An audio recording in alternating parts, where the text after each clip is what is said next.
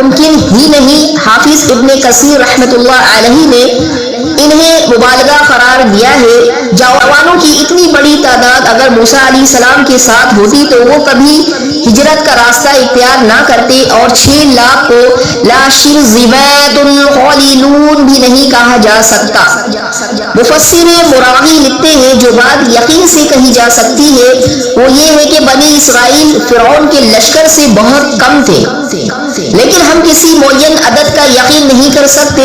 तौरात और तारीख की किताबों में जो मुबालगा आमेज बातें हैं इनकी तस्दीक बहुत मुश्किल है, इन पर एतमाद नहीं करना चाहिए। हमारे लिए बेहतर है कि इनकी तफासील में ना सिर्फ पढ़े। इब्ने खलदून ने अपनी तारीख के मुकदमा में इन रिवायात को बातिल करार दिया है और इनमें मौजूद गुलू की वजाहत की है जिसे ना अक्ल कबूल करती है और ना सही इल्मी बहस के सामने वो कायम रह सकती है। रब्बुल आलमीन फरमाते हैं सूरह शुरा आयत नंबर 55 में, और इन्होंने हमको बहुत नाराज किया है। आयत की तशरीह करते हैं, वइन्नहु लग़ाइज़ून,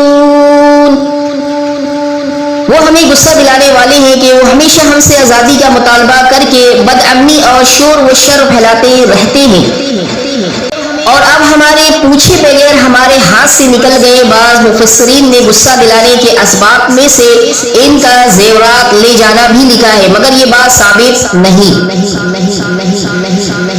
अल्लाह सुब्हानहू व तआला का इरशाद है अपने कुरान पाक में सूरह शुरा आयत नंबर 56 में, और हम सबको उनसे खतरा है या हम पूरी तरह चुकन्ना है। आयत की तशरीह करते हैं, वइन्ना लजमीउन हाज़िरून, यानी अगर चाहे वो छोटा सा गिरोह और थोड़े से लोग हैं मगर हमें हर वक्त होशियार और चुकन्ना रहना है और हर ऐसे फितने का पहले ही सद्दिमाग करना है जो किसी वक्त भी फैल सकता है।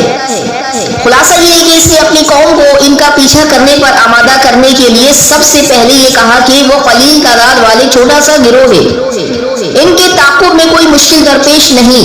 फिर ये जिक्र किया कि वो हमारे शदीद दुश्मन है और इन्होंने हमें गुस्सा दिला दिया है, इसलिए इनका हर हाल में पीछा करना होगा। और आखिर में इसने लाजमी एहतियाती तदबीर के तौर पर इनके ताक़ुब को जरूरी करार दिया। ये सब बातें इसने अपने खौफ को छुपाने के लिए किए। इतना बड़ा बादशाह होकर इन बेसरो समान लोगों से डर रहा है। खालिक़े कायनात का इरशाद है अपने कुरान मजीद में सूरह